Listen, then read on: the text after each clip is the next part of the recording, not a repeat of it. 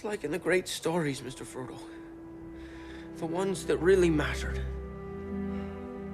Full of darkness and danger they were.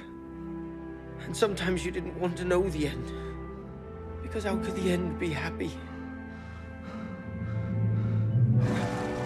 How could the world go back to the way it was when so much bad had happened?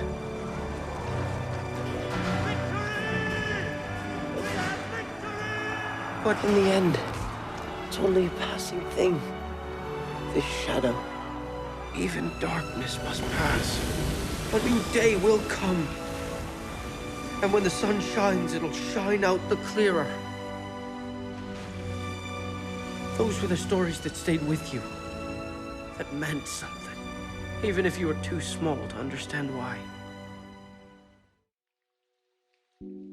There's something incredibly magical about a good story. When a story does as it's supposed to, it can impact your life like nothing else. Some of the most powerful stories are rooted in fiction, fantasies of a world far beyond your imagination. And yet, there are moments within these grandiose tales that transcend words on a page or images on a screen. There are moments where, all of a sudden, these fantastical worlds don't seem all that different from our own. A good story will cut through the barriers of imagination, reach out, and graze your soul. Sometimes we experience a story that ripples through us so strongly that we carry it with us in our lives forever. The most beautiful thing about fantasy is when it no longer feels so unbelievable, because you can feel it within yourself. For me, One Piece is one of those really good stories. I don't think that we can predict what stories will stay with us and what ones won't, but I never would have expected One Piece to impact me as much as it has in the past and continues to in the present. It's one of the most ridiculous, stupid, and goofy worlds I've ever come across. It's extremely long and often unremarkable or boring. Its storytelling can be pretty formulaic. Its scale can be overwhelming. Sometimes it tries to do way too much and doesn't always stick the landing. And to top it all off, I've never been particularly that interested in pirates. And somehow, One Piece has made me laugh, cry, and cheer more than any other story I've experienced.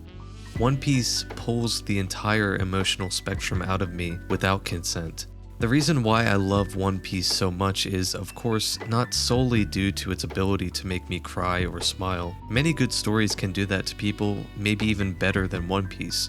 The reason I love One Piece is because of the journey it takes me on in order to effectively hit those emotional beats. I could easily talk about things like the world building, the awesome fights, or the intricate lore. I could talk about the writing of specific characters, story arcs, and dialogue.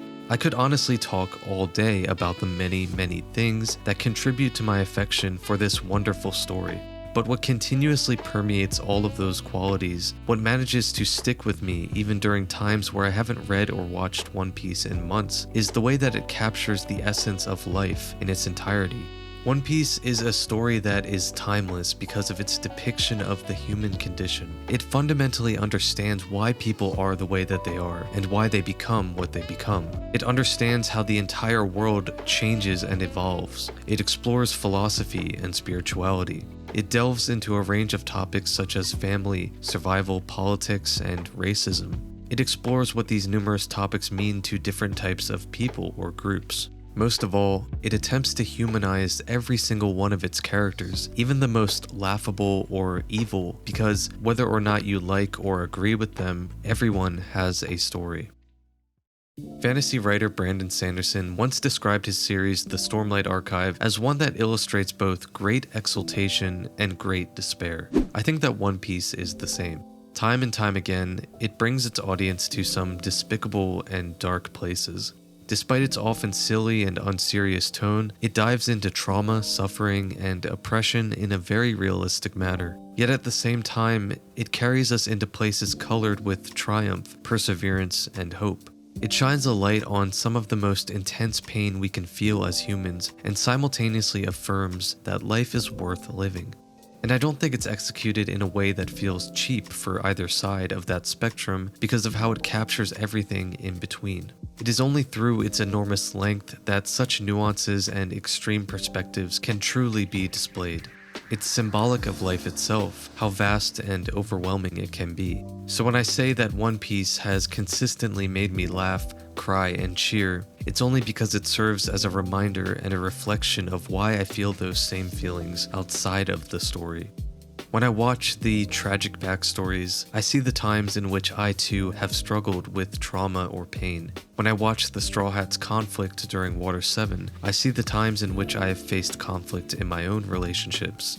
When I watch Luffy and Ace in Marineford, I see myself and my brothers. When I watch the liberation of Wano, Dressrosa, or Alabasta, I see the times in which I too have overcome terrible odds, only to be rewarded by a new dawn.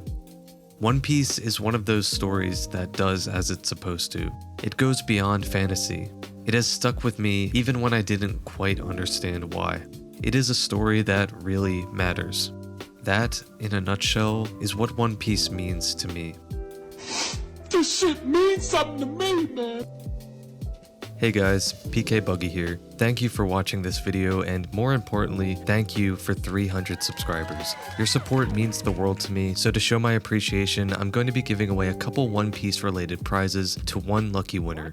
First, we've got a figure of the future Pirate King himself. This is a Funko Pop based on Buggy's original pre-time skip outfit.